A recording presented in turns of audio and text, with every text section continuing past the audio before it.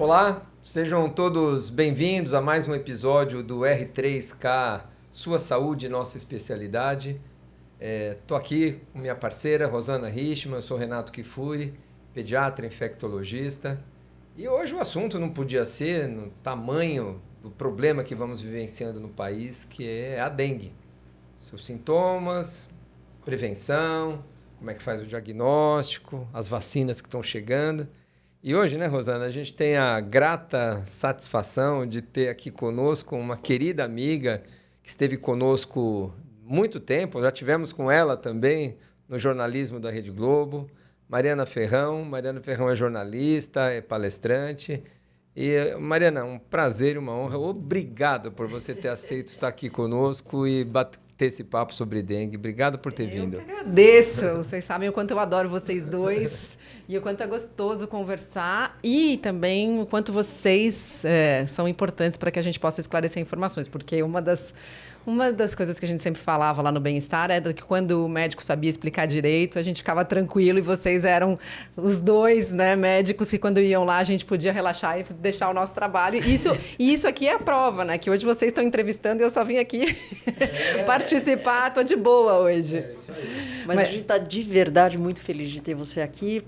Eu também. Pelo teu trabalho. Isso aí. Você muitos anos comunicou saúde como ninguém num veículo diário, né? Que é uma coisa super difícil. Obrigado de coração. E vamos continuar comunicando, então, porque esse assunto me interessa muito. Eu já tive dengue 2 vezes. Opa. A segunda eu achei que eu ia morrer de tanta dor absurda.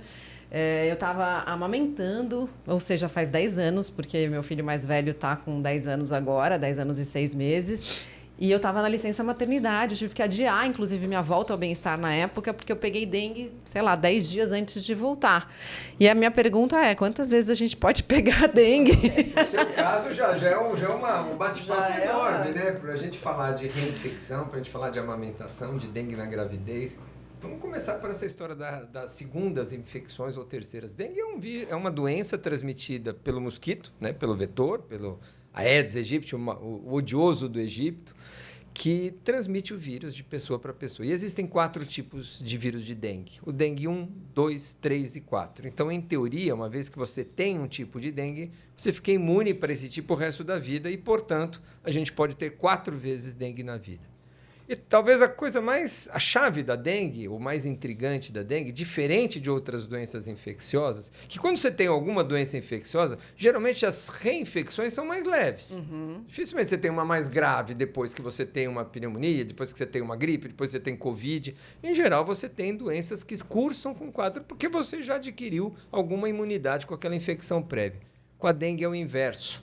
A segunda infecção, em geral, por um fenômeno de produção de anticorpos cruzados, pode evoluir por forma mais grave. O principal fator de risco para desenvolver uma dengue grave é você já ter tido uma primeira exposição. E uma só, né? Não, a boa notícia, agora vamos dar uma... Já falou da má notícia. Agora, a boa notícia é que, normalmente, a terceira e quarta dengue, como você já teve 2 e podem ter 4, você ainda pode, infelizmente, ter mais 2 vezes. Confirmadas, né? Às vezes a pessoa tem e nem sabe. Exatamente. Né? Mas a terceira e o quarto episódio costumam ser mais leves, mais brandos. Então, isso que o Renato falou é super importante. Primeiro, quem já teve, fique esperto, tenha tudo que nós vamos falar ainda em termos de prevenção, tenha em mente.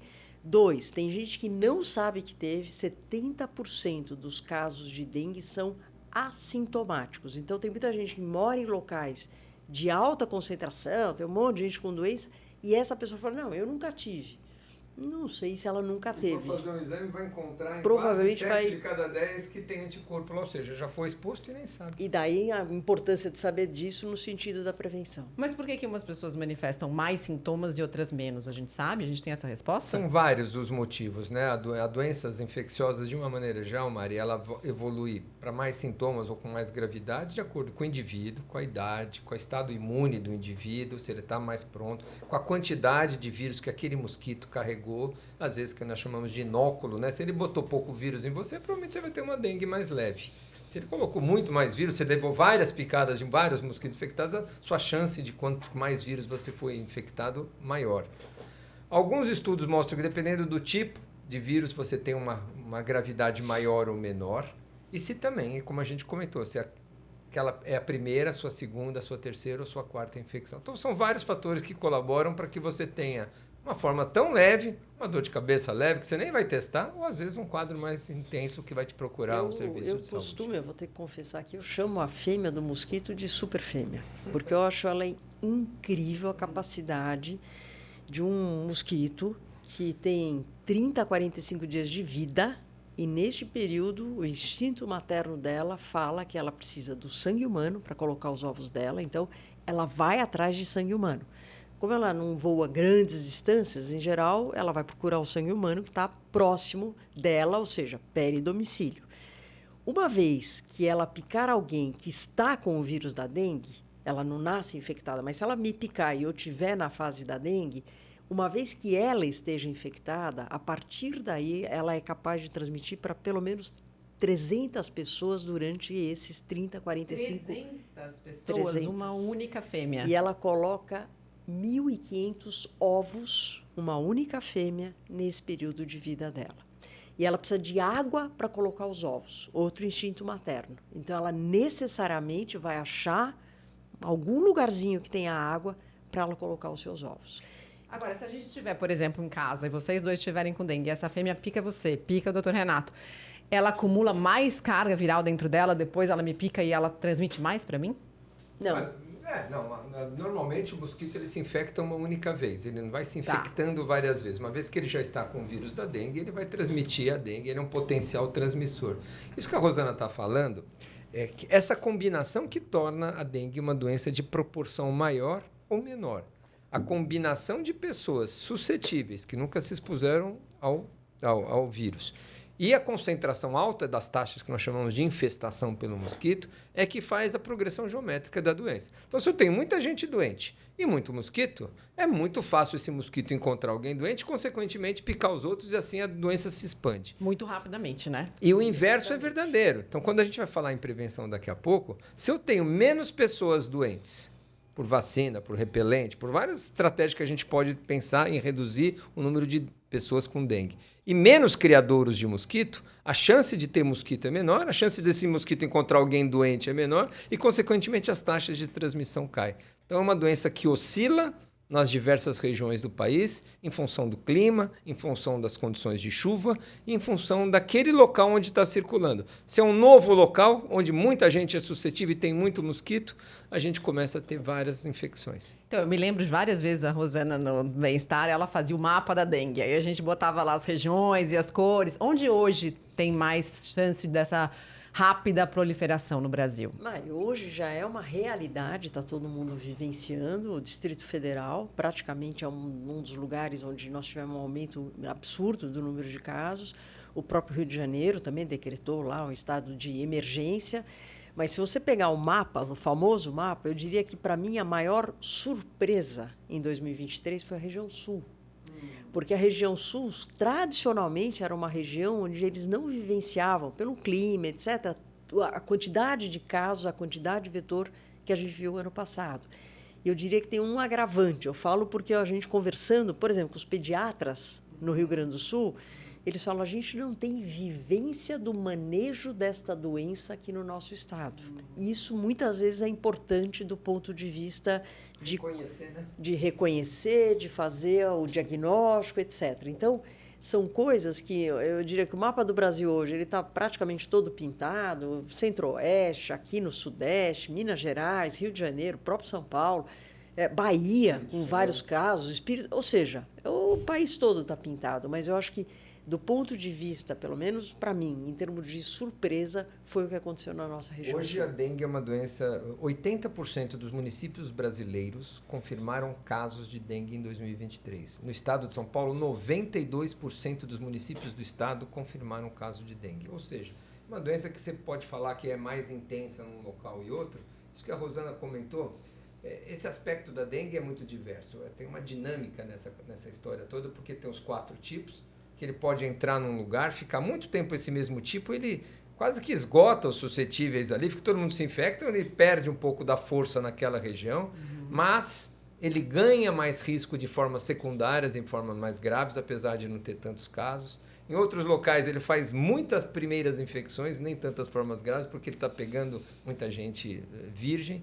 E tem município, Rosana e Mari, em 2023, que fechou o ano com aquela incidência, né? Casos por 100 mil habitantes, com 30 mil casos por 100 mil habitantes. Uau. Ou seja, 3 de cada 10 naquele município confirmou o caso, não é nem que teve aqueles assintomáticos. Quer dizer, 100% das pessoas naquele município tiveram dengue, né? Então, eu quero falar um pouquinho de sintomas, até para perguntar se os que eu tive foram os clássicos e para ajudar as pessoas que não têm a vivência com a doença a identificarem mais rápido. Porque, assim, da primeira vez que eu tive muita dor de cabeça, aquela dor clássica atrás dos olhos, assim, e febre.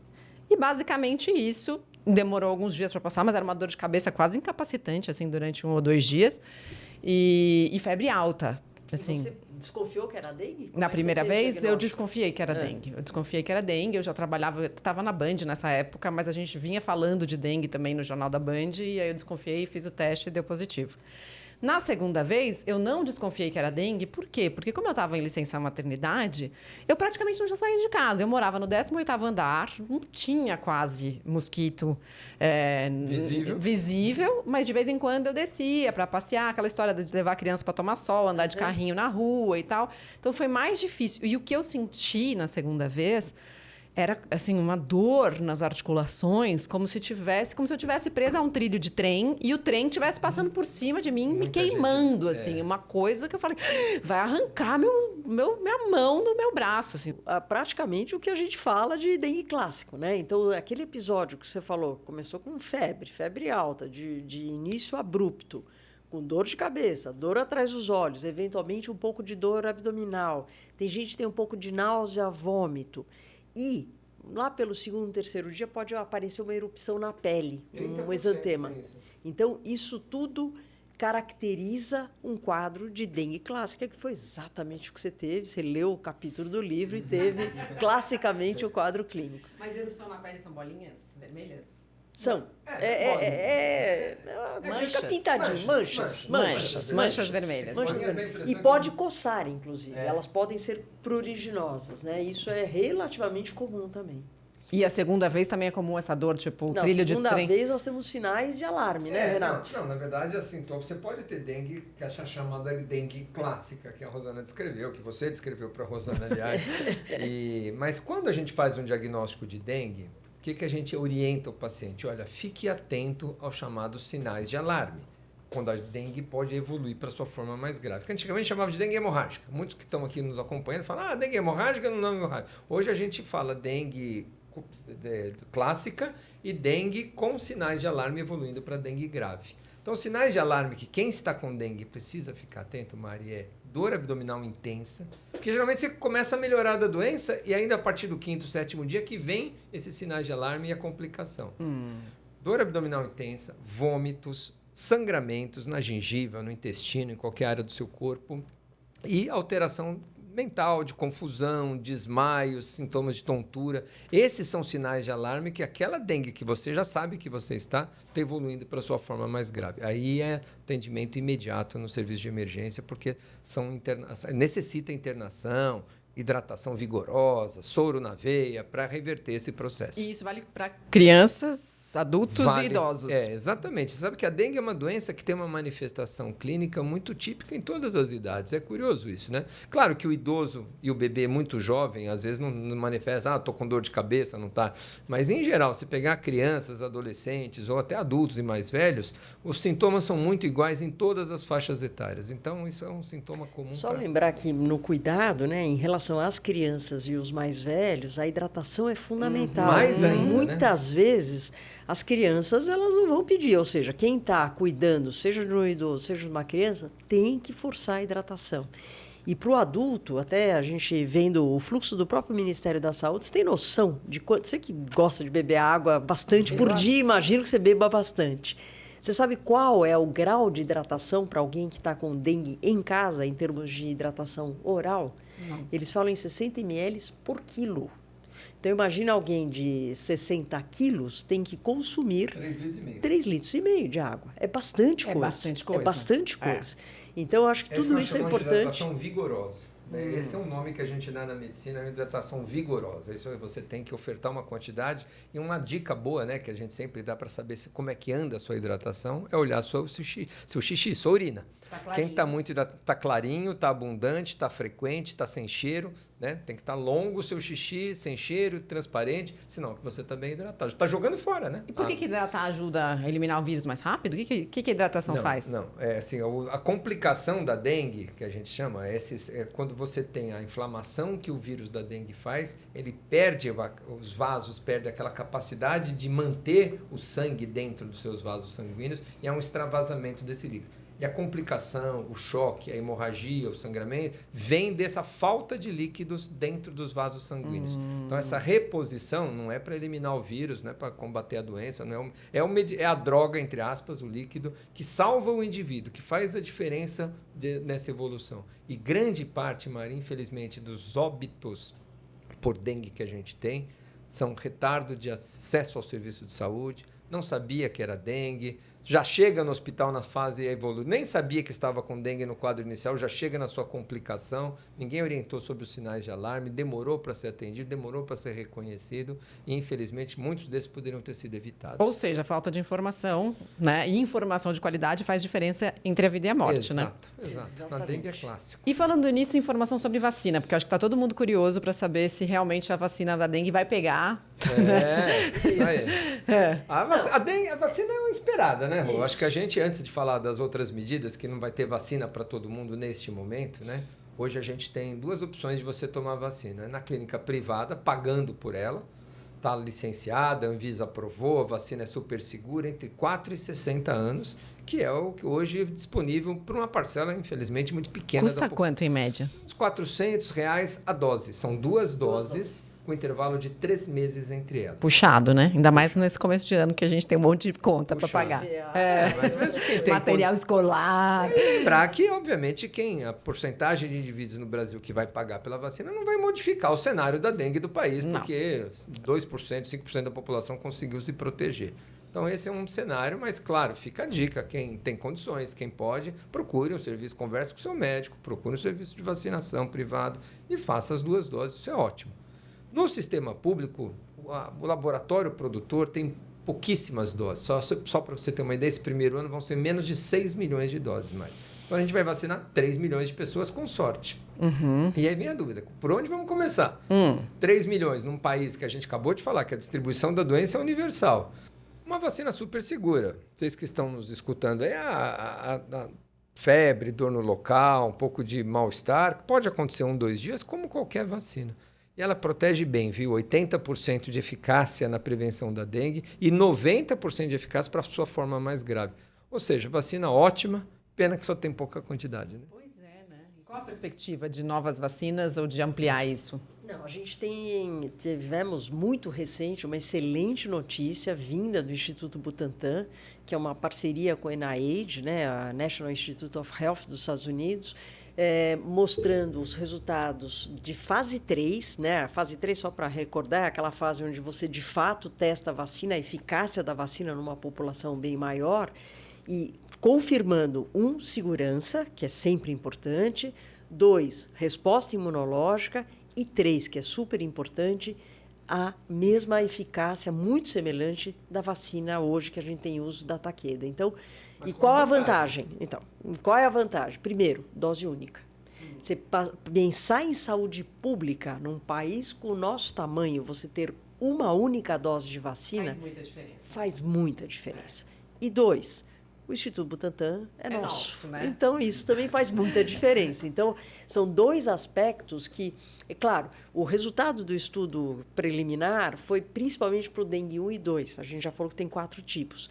Então, eles agora estão indo na Ásia fazendo o estudo, porque lá circula o 3 e o 4, para ver realmente qual vai ser o desempenho dessa vacina frente aos outros 2 tipos. Mas a gente está super feliz, acho que é uma questão agora de tempo, né? Quando eu falo tempo, eu estou falando em 2025, né? 26, para a gente, de fato, ter a vacina do Butantan. Então, Mari, até lá. Até lá. Quem não pode tomar vacina ou não consegue tomar vacina, o vírus está circulando neste momento. Nós estamos, né, num momento de muita chuva, calor, etc. Então, Eu acho que faz parte a gente falar da prevenção básica, porque por tudo que a gente já falou, já deu para entender que é importante você não ter o criador do mosquito perto da sua casa. E daí entra tudo aquilo que espero que todo mundo saiba, que a gente cansou de falar no bem-estar. Eu lembro até, acho que foi você que fez aquele negócio da água, da geladeira, e fez uma ronda na casa para ver onde...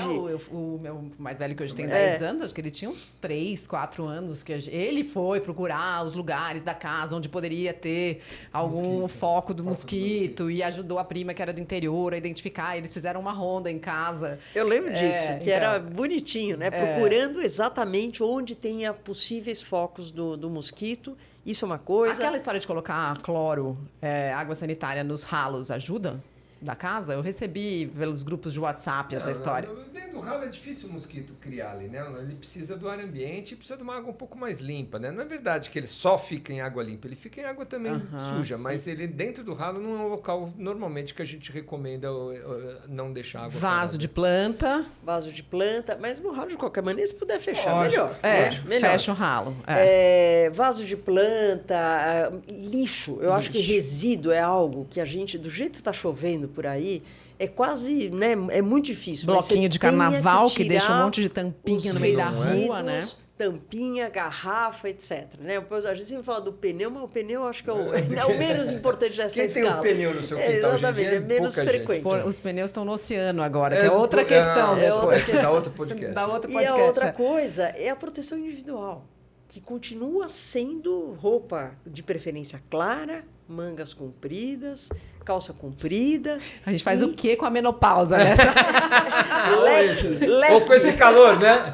Com esse calor. Uma dica boa, quem tem ar-condicionado, o mosquito não voa em temperaturas mais baixas, então é um jeito, se você está num local que tem muita densidade de mosquito, o ar-condicionado ventilador ajuda a espantar também? Ele ajuda no sentido dele, né, desorientar um pouco. Mas o ideal é repelente sempre a última camada. Então, se você está passando, sei lá, um hidratante, um protetor solar, sempre a última camada é o que vai repelir o mosquito. Então, não tenha preguiça, passe o repelente de acordo com a recomendação do fabricante. E para as crianças, mosquiteiro, telas, né? O bebê que às vezes é pequeno não pode usar um repelente, ele pode se usar um mosquiteiro para proteger também. Lembrar das calhas, né? Com essas chuvas todas, os telhados acumulam muita água, né? Se ela não está limpa, cai aquelas folhas todas, fica empoçado.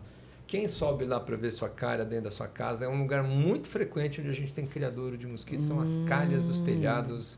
E olha, a gente fala muito da população, né? Veja o seu lixo, olha na sua casa.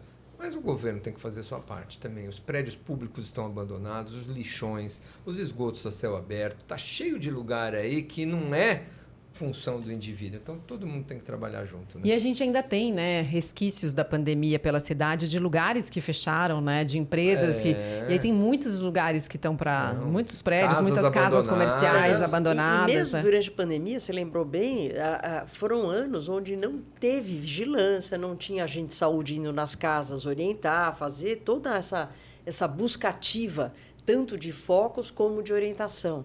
Então ficou meio, não vou dizer esquecido, mas realmente a Covid desviou totalmente, seja recursos públicos, seja a parte de educação. Recebam os agentes de saúde em casa. Sem dúvida. E pelo que vocês estão falando, então, apesar de você, sei lá, tem gente que gosta daqueles repelentes de parede ou de pelo ambiente, é melhor você passar no seu corpo mesmo. Sempre é melhor. A proteção direta é sempre melhor. É claro que os de parede funcionam, é claro que os sprays também funcionam de ambiente também, mas lembrar que a proteção direta é a melhor. E, obviamente, quando a gente fala dessas proteções todas, eles têm que estar ligados com tudo isso que nós estamos falando, né, Mari? A ação do governo, os terrenos baldios, a proteção do indivíduo, diminuir criadouros, a vacina. Então, nós estamos falando de um conjunto de coisas. E tem novidades que vêm por aí, mosquitos modificados geneticamente, mosquitos infectados com bactérias que não deixam a transmissão acontecer da mesma efetividade. Tem muita coisa vindo para o futuro, mas é tudo junto. papo tá ótimo. Vai dizer que acabou? Mais uma dica. Não matem as lagartixas. Tem muita gente que reclama das lagartixas em casa e elas são fundamentais. São pra matar os fundamentais. bichos. Exatamente. É o Os predador, né? caçadores. É o predador, o Os sapo, caçadores. a lagartixa, Exato, deixa eles em o sapo e paz. elas lagartixas. É isso aí. Alguns, né? Espalham com sapos. Bom, eu infelizmente vou ter que ter essa missão da gente acabar com esse papo, mas olha, Mari, muito bom. Acho que a gente não só conversou um papo super bom, mas como a gente falou e deu, né, muita informação em relação a algo super importante que está acontecendo agora. Então a gente agradece de coração. Certamente você vai voltar outras vezes com a gente. E siga Mariana Ferrão, @MarianaFerrão nas redes sociais. E mais que isso, compartilhe esse episódio com quem você gosta e também com quem você não gosta, porque de repente essa pessoa que você não gosta pode passar dengue para quem que você gosta. Então passa para todo mundo essa informação para ninguém passar dengue para ninguém. Boa. E siga a gente também nas redes sociais, R3K, Sua Saúde, Nossa Especialidade, nos nossos Instagram pessoais, @Rosana Richman, @Renato Kifuri. E como a Mari falou, compartilhe as informações, que isso é fundamental, né, Renato? Só tenho a agradecer. Obrigado. Obrigada de coração, a vocês, Maria. foi um prazer. Beijo enorme, querida. Obrigado.